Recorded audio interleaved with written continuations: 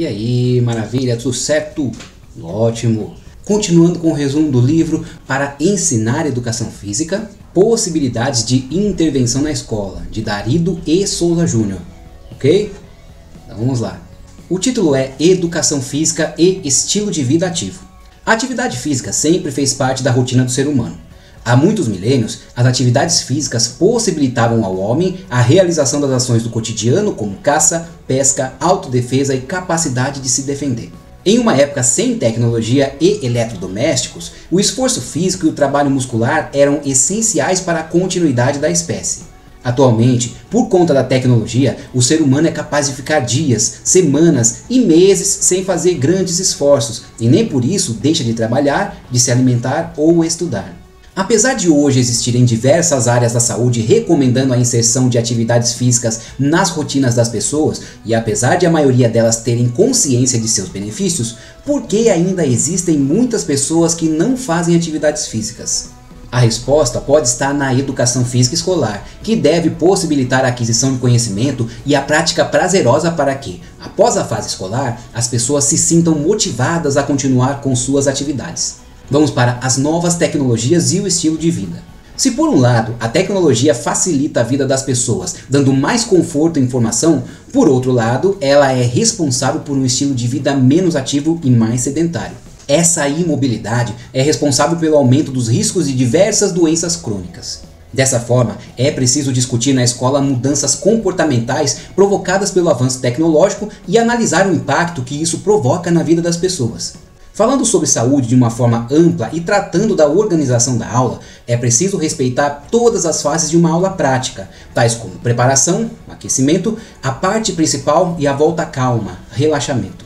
O aquecimento é importante para preparar o nosso corpo para o esforço que está por vir, buscando também evitar lesões e até mesmo que o corpo entre em colapso, dependendo da intensidade da tarefa. Quando partimos do repouso, os músculos precisam de um tempo para atingir a temperatura ideal de esforço, por isso é de suma importância esse trabalho inicial e gradativo. A fase de volta calma, relaxamento, é importantíssima também. Ela busca o reequilíbrio do organismo, a diminuição das tensões físicas e emocionais. Além disso, é possível trabalhar no relaxamento a respiração adequada, o desenvolvimento da concentração, a boa postura e a consciência corporal. Temos como exemplos de técnicas de relaxamento: antiginástica, eutonia, bioenergética, tai chi chuan, biodança, etc. Da mesma maneira, como o corpo precisa de exercício, ele também precisa de descanso. Portanto, faça exercícios e escolha a melhor maneira de relaxar o seu corpo. Prosseguindo, os efeitos da atividade física no organismo. A prática de atividades físicas provoca diversos benefícios. Dentre eles, podemos destacar o estímulo à liberação da endorfina, que melhora o funcionamento do sistema nervoso central, proporcionando sensação de bem-estar, melhorando a autoestima, reduz os sintomas depressivos e de ansiedade, além de ajudar no controle do apetite. Nos pulmões, há uma melhora no aproveitamento do oxigênio, muito por conta do aumento na rede de pequenos vasos que irrigam os alvéolos pulmonares, estruturas de troca de gases. Isso faz com que a respiração fique mais eficiente, melhorando o consumo de oxigênio. Além disso, os exercícios melhoram o funcionamento e eficiência do coração, diminui os riscos de desenvolvimento de doenças coronárias, aumenta a resistência aos esforços físicos, estimula o desenvolvimento das fibras musculares, aumentando a massa muscular e flexibilidade, estimula a proliferação dos osteoblastos, células que contribuem para o crescimento do tecido ósseo, reduzindo os riscos de osteoporose e fraturas na velhice. Vamos para a classificação dos exercícios físicos. Basicamente, temos 3 tipos de exercícios: anaeróbio alático, grande intensidade curtíssima duração; anaeróbio lático, grande intensidade curta duração; e aeróbio, baixa ou média intensidade e longa duração. Exercícios aeróbios e anaeróbios. Esses exercícios se diferenciam principalmente pelo tipo de metabolismo energético que está sendo utilizado no momento do esforço. Exercícios aeróbios típicos são contínuos e prolongados, com movimentos pouco vigorosos. Nesses exercícios, a variável duração é manipulada com maior frequência para determinar sua intensidade, leve, moderada ou intensa. Já os exercícios anaeróbios podem ser classificados em de velocidade, com ou sem carga, exemplos corrida, ciclismo, natação, ou lentos com carga, exercícios resistidos, e sem carga, ginástica localizada. Nos exercícios anaeróbios, a fadiga é mais rápida, por isso os exercícios são realizados de forma intermitente, com períodos de descanso entre os esforços. Nesses exercícios, a variável manipulada é a carga, podendo ser suave ou exaustivo. Atividade física e estresse. Estar exposto a situações de estresse no nosso dia a dia é normal. Mas quando essa exposição é excessiva, ela pode acarretar sintomas físicos como dores de cabeça, musculares e articulares, além de problemas como hipertensão, úlcera, depressão, derrame e infarto. Dentre as diversas maneiras de controlar o estresse, existem as técnicas de relaxamento, meditação e atividades físicas, ajudando diretamente para que o corpo reaja aos agentes do estresse físico e psicológico. Prosseguindo, benefícios da atividade física na prevenção e no controle a doenças.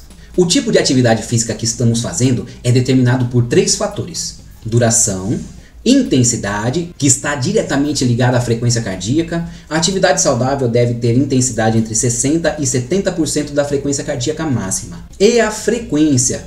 Quantas vezes a pessoa pratica exercícios por semana? Recomenda-se de 3 a 5 vezes por semana. Exemplos de atividades aeróbias: caminhar, correr, andar de bicicleta, nadar, praticar esportes, etc. Existem diversos tipos, portanto, escolha o que mais lhe agrada e comece já. Bom, existem alguns tipos de exercícios recomendados para alguns tipos de doenças ou problemas. No caso da prevenção contra a osteoporose, o recomendado são exercícios de impacto, como corrida, ginástica aeróbica e hidroginástica. A celulite pode ser causada por diversos fatores como hereditariedade, má alimentação e falta de atividades físicas. Portanto, recomenda-se acompanhamento nutricional e atividades físicas regulares. Com relação às cãibras, sua causa pode ser falta de cálcio ou potássio no organismo. Logo, recomenda-se a ingestão de leite para o cálcio e banana e água de coco para o potássio. Mas, cientificamente, nada disso foi comprovado. Benefício da atividade física na saúde geral. Efeitos antropométricos e neuromusculares. Diminuição da gordura corporal, aumento da massa muscular, melhora na força, densidade óssea, flexibilidade, etc. Efeitos metabólicos. Aumento do volume sistólico, diminuição da frequência cardíaca de repouso e no trabalho submáximo, aumento do VO2, melhora da sensibilidade à insulina, diminuição da pressão, entre outros. Efeitos psicológicos. Melhora da autoestima, do autoconceito, da autoimagem, diminuição do estresse e da ansiedade, melhora das funções cognitivas e na sociabilidade. Prosseguindo, benefícios da atividade física na obesidade. Várias evidências científicas mostram que a conciliação da dieta equilibrada e exercícios físicos são mais eficientes no combate à obesidade. A ciência elenca os seguintes benefícios: aumento do gasto energético, melhora da composição corporal, menos gordura e mais massa magra, melhora da mobilização e oxidação da gordura, estimulação da resposta termogênica, taxa metabólica de repouso, termogênese induzida pela dieta, melhora no perfil de lipídios plasmáticos e lipoproteínas, diminuição da pressão sanguínea, melhora dos aspectos psicológicos, autoestima, autoimagem, melhora da depressão, da ansiedade, etc. Vamos para algumas dicas. Atividades leves, para quem é sedentário e está começando. Recomenda-se de 60% a 70% da frequência cardíaca máxima, de 3 a 4 vezes por semana. Exemplo, caminhada. Atividade moderada, para quem já pratica atividades há algum tempo. 65% a 75% da frequência cardíaca máxima, de 40 a 50 minutos e de 3 a 5 vezes por semana. Exemplos, corrida e bicicleta. Beleza, agora vamos começar educação física e capacidades físicas. Capacidades físicas são ações musculares e processos motores relacionados à formação corporal e a técnicas de movimentos, ou seja, qualidades pessoais e que são essenciais para uma vida ativa e saudável. Exemplos de capacidades físicas: força, flexibilidade, agilidade, velocidade, equilíbrio, resistência aeróbia e anaeróbia. É importante que as pessoas melhorem suas capacidades físicas para ter uma boa postura, para resolver com qualidade as tarefas do cotidiano e mesmo para praticar atividades físicas voltadas para o lazer. Vamos para a força. É a capacidade física que permite ao músculo ou grupo de músculo produzir tensão e vencer uma resistência na ação de empurrar, tracionar, elevar, apertar, abaixar, segurar, etc. A força ainda pode ser classificada como estática, dinâmica, máxima, explosiva e resistência de força. E essa resistência de força é a capacidade do músculo de resistir à fadiga após muitas repetições. Exemplos: barra, flexão, abdominais, etc. Já a potência muscular é a capacidade de fazer força em um menor tempo possível. Exemplos: soco no boxe, chute no futebol, cortada no vôlei, etc. Vamos para a agilidade. Capacidade de deslocar o corpo no espaço o mais rápido, equilibrado e coordenado possível, mudando seu centro de gravidade de posição. Seguindo para velocidade. É a capacidade de realizar movimentos num curto período de tempo ou a capacidade de realizar um esforço de máxima frequência e amplitude de movimentos durante um tempo curto. Os movimentos de velocidade podem ser cíclicos, que são caracterizados por movimentos repetitivos. Exemplos: ciclismo, natação e corrida. E podem ser acíclicos, onde os movimentos são mais imprevisíveis. Exemplos: basquete, futebol e boxe. Prosseguindo, equilíbrio. É a capacidade de manter o corpo estável em uma posição estática ou dinâmica. O equilíbrio dinâmico é aquele em que o indivíduo se mantém equilibrando durante um movimento. Exemplos: andar de bicicleta, correr, andando sobre uma trave de equilíbrio, etc. Já o equilíbrio estático é a capacidade de se manter equilibrado sem movimento. Exemplos: parada de mão ou parada de cabeça na ginástica. E há também o equilíbrio de recuperação, que é a capacidade de voltar ao estado de equilíbrio após sofrer um desequilíbrio. Os principais órgãos do corpo responsáveis pelo equilíbrio são o labirinto, no ouvido interno, e o cerebelo, responsável pela coordenação dos movimentos. Prosseguindo, vamos fazer uma atividade de verdadeiro ou falso, para fixar um pouco do conteúdo que foi trabalhado até agora. Então vamos lá. O desenvolvimento da força depende de alguns fatores, dentre eles a idade e o gênero. Isso é verdade ou é falso? Verdade. A idade e o gênero influenciam diretamente no desenvolvimento da força. Vamos para o próximo. A força aumenta desde o nascimento até a idade adulta, diminuindo na velhice. Certo ou errado? Certo. A curva de desenvolvimento da força, ela atinge um pico na vida adulta e depois ela vai diminuindo à medida que a pessoa vai envelhecendo, ok? Mais uma, na maioria dos casos, os homens são mais fortes que as mulheres, em virtude da diferença de massa muscular. Verdadeiro ou falso? Verdadeiro. Quando a comparação é feita entre pessoas ou treinadas ou não treinadas. Mais um, as pessoas leves são sempre mais fracas que as mais pesadas. Verdadeiro ou falso? É falso. O peso da pessoa não tem ligação direta com a sua força física, ok? E para encerrar, pessoas altas são sempre mais fortes que as pessoas mais baixas. Verdadeiro ou falso? Falso. Nem sempre a pessoa mais baixa é mais fraca que a mais alta. Temos um exemplo, o Mike Tyson. Ele, para a categoria peso pesado, era considerado baixo. Tinha menos de 1,80 m, quase 1,80 m. E normalmente os pesos pesados têm mais de 1,90 m de altura. E mesmo assim, Mike Tyson arrebentava com eles. Tá certo? Beleza, agora nós vamos para o estudo da flexibilidade. Capacidade de aproveitar as possibilidades de movimentos articulares os mais amplos possíveis, em todas as direções. Para exercícios de flexibilidade, recomenda-se de 10 a 30 segundos na posição solicitada. O grau de flexibilidade de uma pessoa sofre influência de características como idade e gênero. Além disso, do nascimento até a velhice, a flexibilidade tem picos e quedas. Até a fase pré-púbere, a flexibilidade é grande. Na adolescência, há uma pequena queda que tende a se acentuar na fase adulta e na velhice. Normalmente, quem tem menos massa muscular consegue maiores amplitudes. Normalmente, porque a pessoa treinada, mesmo musculosa, ela consegue ter uma boa flexibilidade. Resistência aeróbia.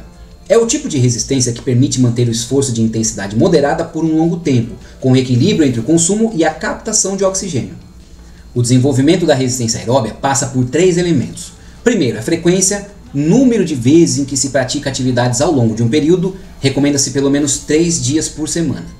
A intensidade, que é o trabalho na chamada faixa ótima de treinamento. E qual é essa faixa ótima de treinamento? É sugerida a faixa entre 75% e 90% da frequência cardíaca máxima. E a duração, que é o tempo mínimo de execução de exercícios. Vamos para a dica. A respiração em exercícios aeróbios deve ser feita da seguinte maneira. Inspira pelo nariz, para filtrar o ar, e expira pela boca, devendo ser mais prolongado que a inspiração. Mais uma vez, para fixar esse conteúdo, vamos para um coloque verdadeiro ou falso. A resistência aeróbia trabalha apenas os membros inferiores. Verdadeiro ou falso? É falso.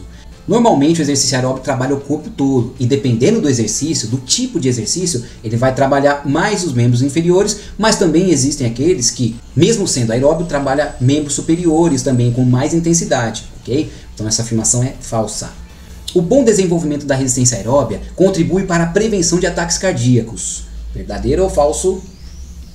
Verdadeiro. A ginástica olímpica depende muito da resistência aeróbia. Verdadeiro ou falso?